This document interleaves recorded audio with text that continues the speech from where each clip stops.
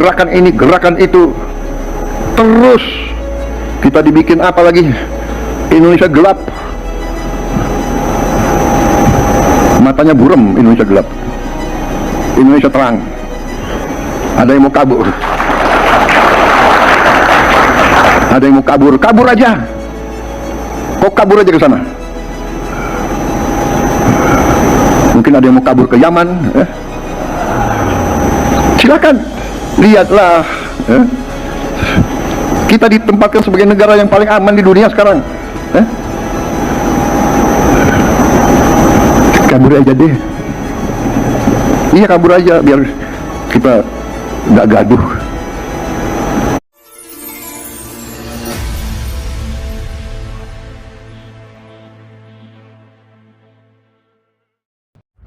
Rabu 29 April 2026, Presiden Prabowo Subianto melontarkan pernyataan keras. Mungkin ada yang mau kabur ke Yaman. Walaupun Presiden tidak menyebut nama secara eksplisit, banyak pengamat dan publik mengaitkan ucapan tersebut dengan Rizik Syihab sebagai tokoh keturunan Hadramaut Yaman. Pernyataan Presiden ini juga seolah-olah berhubungan dengan momentum pelantikan Jenderal TNI Purnawirawan Dudung Abdurrahman sebagai Kepala Staf Kepresidenan atau KSP. Pelantikannya sebagai KSP jelas bukan sekedar perpindahan kursi dari militer ke sipil. Ini adalah sinyal bahwa negara sedang mengatur ulang posisi. Sinyal bahwa ada garis yang mulai ditarik lebih tegas dari sebelumnya. Mari kita buka catatan Sang Purnawirawan satu ini. Dudung bukanlah figur yang lahir dari ruang hampa. Ia pernah berdiri di garis depan menghadapi kelompok-kelompok yang memainkan api identitas. Tegasnya, Dudung adalah figur militer yang berani dengan tegas menghadapi Rizik Syihab secara head to head. Perselisihan antara Rizik Syihab dengan Jenderal TNI Purnawirawan Dudung Abdurrahman yang kini menjabat sebagai KSP memiliki sejarah panjang yang didominasi oleh stabilitas negara dan radikalisme. Berikut daftarnya. Mereka ini seperti yang ngatur, tak sukanya sendiri. Ingat ya, saya katakan, ya, itu perintah saya, ya, dan ini akan saya bersihkan semua, akan saya bersihkan. Tidak ada itu baleho-baleho yang mengajak revolusi dan segala macam.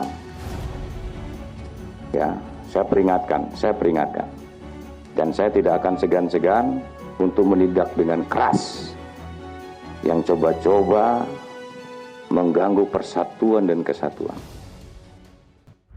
Pada akhirnya, pengangkatan Dudung sebagai KSP jelas memunculkan spekulasi bahwa posisinya ini adalah untuk mempersempit ruang gerak Rizik Syihab.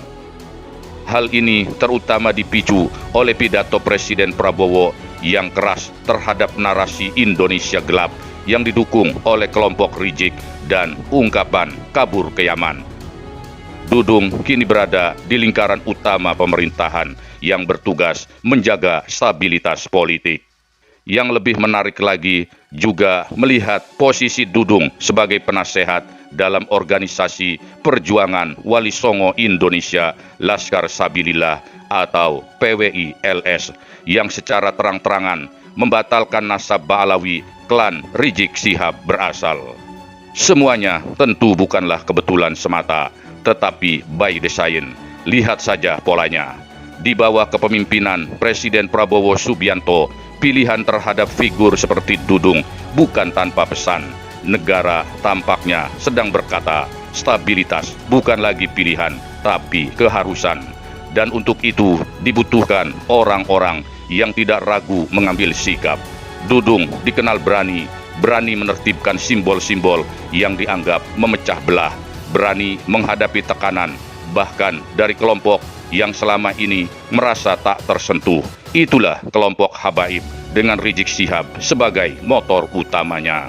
Mereka selama ini bermain di wilayah abu-abu, menggunakan identitas, menggunakan narasi keturunan mulia Nabi Muhammad Sallallahu Alaihi Wasallam, bahkan menggunakan simbol agama untuk membangun tameng sosial. Dengan taktik dan strategi itu membuat mereka seolah kebal hukum.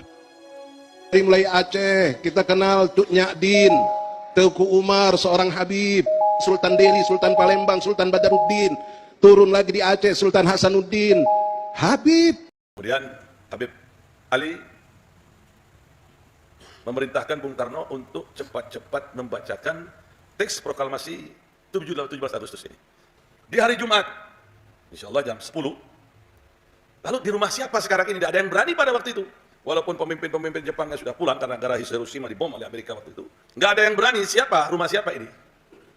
Yang rela dijadikan untuk pembacaan teks proklamasi kemerdekaan 17 Agustus. Warga keturunan Yaman yang ikut berjuang. Di rumah saya, bin Marta, dikasih fasilitas sampai rumahnya dihibahkan untuk negara.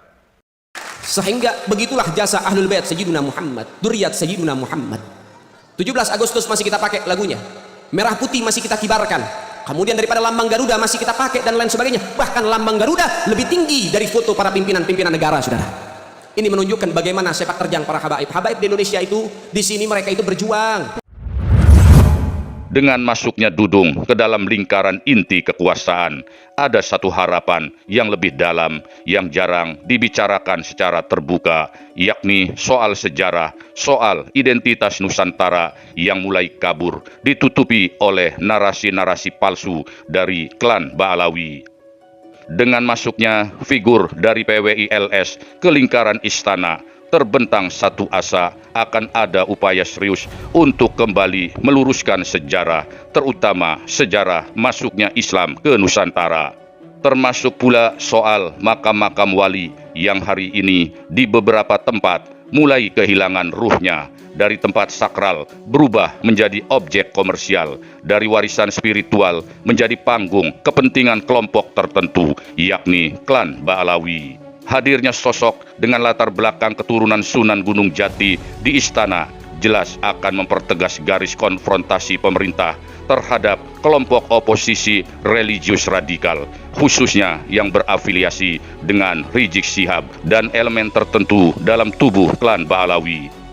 Kehadiran KSP Dudung Abdurrahman di sisi Presiden Prabowo juga jelas dapat menciptakan segregasi di dalam klan Ba'alawi itu sendiri. Rizik Syihab dan loyalisnya kemungkinan besar akan tetap berada di jalur konfrontatif, memandang posisi Dudung sebagai perpanjangan tangan kebijakan represif. Bagaimana menurut pendapat sahabat Misteri Realita? Tulis di kolom komentar. Jangan lupa like dan subscribe. Sampai jumpa. Wassalamualaikum warahmatullahi wabarakatuh.